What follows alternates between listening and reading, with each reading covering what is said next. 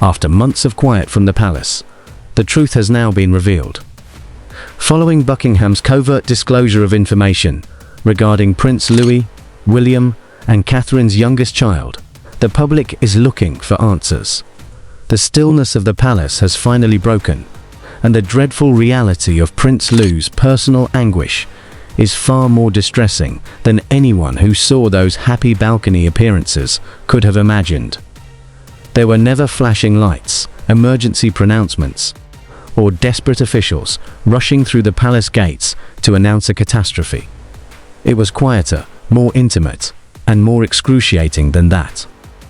As the monarchy continued to display polished pictures and reassuring smiles to the public, it was allegedly happening behind the closely guarded walls of Adelaide Cottage.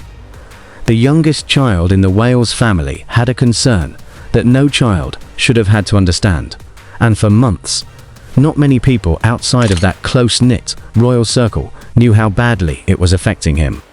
There was no warning, but there was also no huge press conference. But there were indications that something had shifted in that household. The nightmare began in 2024, which William would subsequently recall as the most difficult year of his life.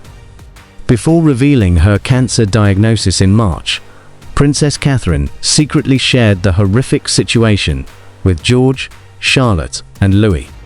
At the age of 6, Louise was suddenly confronted with a reality far beyond the comprehension of a child. Adults may rearrange their routines, close doors, lower their voices, and pretend that nothing is wrong. But children notice what disappears. They notice looks of anxiety. They overhear others conversing in secret. When their mother fails to arrive for breakfast, and everything in their home seems out of the ordinary, they become conscious. According to those close to Adelaide Cottage, all 3 of the children went through a really difficult period. But the effect on the youngest appeared especially strong because Louise had always been honest about her feelings, rather than hiding them behind regal elegance. Just a year earlier, at Trooping the Cellar in 2023, the world had seen him draw faces, cover his ears, bounce on the carriage seat, and turn a formal royal spectacle into a famous display of infantile chaos. That joyful image made what followed much more excruciating. After Catherine's statement, the family's laughter seemed to clash with an invisible weight behind closed doors. William reportedly found it difficult to help a mending wife, while simultaneously protecting children who felt that their world was no longer safe. Then, another crushing blow made matters worse. King Charles announced a cancer diagnosis a few weeks before Kate's sickness was made public.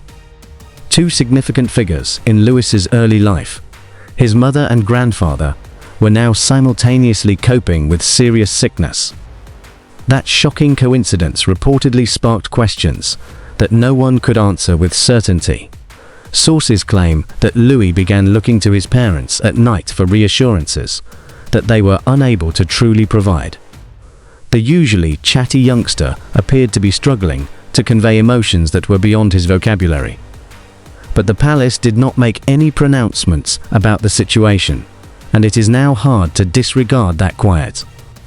Was it protection, or was the institution once again attempting to conceal a challenging human tale till the narrative could be managed through carefully chosen admissions? The first notable fissure appeared in October 2025, when Prince William starred alongside actor Eugene Levy in the Apple Television Plus series, The Reluctant Traveller Inside Windsor Castle.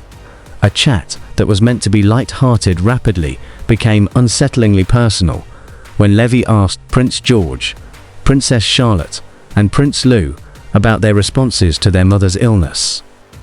William paused before admitting that each youngster had a different coping mechanism and that they were always developing and changing.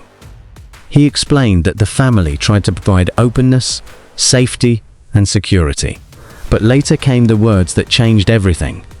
It was unknown what might happen as a result. They sounded nothing like royal assurance practitioners. Thus, those words had a terrifying impact. They sounded like a father, acknowledging that he might already be dealing with unmanageable consequences.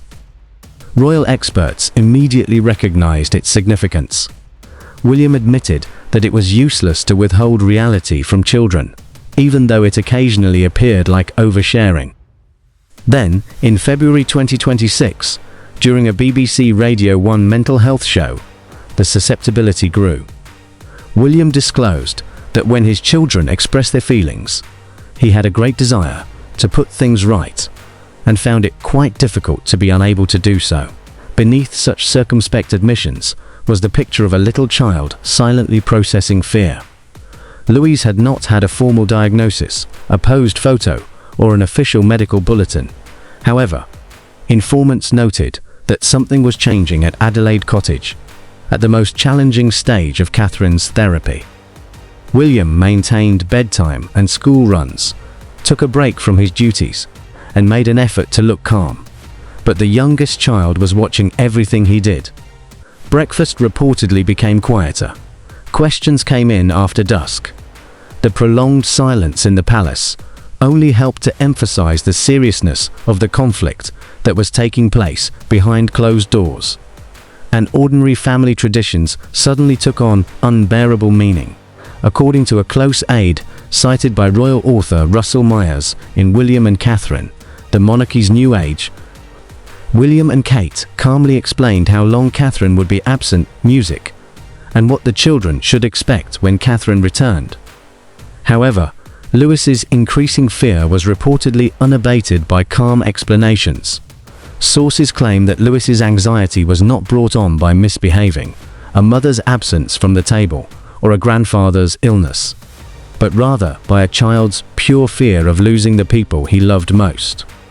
These events suddenly became unpleasant reminders that life had changed. At night, questions began to come in, and breakfast became more subdued. Catherine remarked that cancer has been challenging, frightening, and unpredictable for all of her loved ones after completing chemotherapy.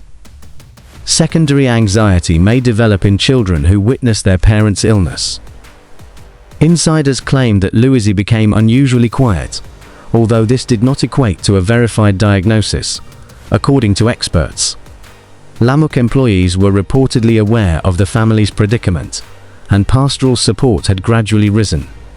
Beneath the polished facade, two parents appear to be trying to glimpse the suffering that the cameras were unable to capture, while upholding a home that had been rattled in secret. Then Princess Charlotte reportedly got involved. Princess Charlotte, who was well known in royal circles as a young peacekeeper, was meant to sit next to Louis, check on him, and covertly participate in the routines that soothed him when Catherine's absence grew unbearable. Charlotte provided something that adults couldn't make: the consoling presence of a sibling who goes through the same horrific ordeal. But Charlotte was still coping with her own confusion and melancholy. It is therefore conceivable that the child comforting a younger brother was also carrying an intolerable emotional burden. Although George, Charlotte and Louis had done a great job of surviving, William subsequently asserted that this did not negate the experience's long-term ramifications.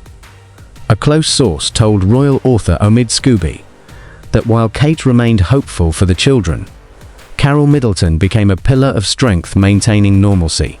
Charlotte stayed close to Louis, and he seemed to breathe more easily. After that, the family changed tactics.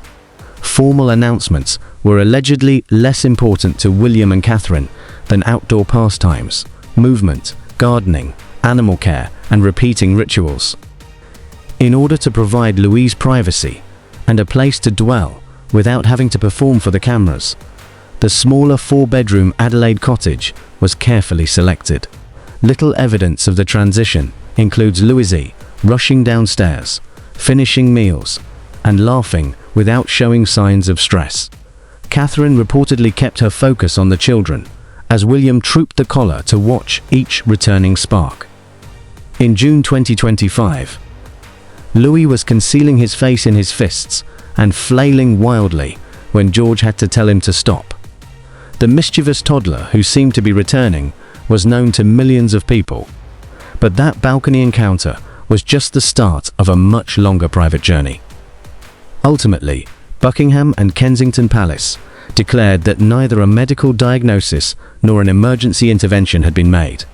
Instead, during the interview with Eugene Levy, and later on BBC Radio 1's mental health programme, William acknowledged emotional transparency, uncertainty, and the agonizing incapacity to solve every problem because the institutes allowed remarkably open parental admissions to reveal the extent to which cancer had impacted the family. Similarly, Catherine didn't act as though her fight with illness had been easy. Such courage allowed Louis to fight without feeling bad. Even if the palace might have given enough details to make the monarchy more approachable, King Charles later appeared beside the family as Louis publicly expressed happiness once more, suggesting resiliency without proving that every wound had healed. The unsolved problem continues to cause concern. How much of Prince Louis's personal struggle is still concealed behind the palace gates? And how much of it has only been made public through well-written remarks and intermittent interviews?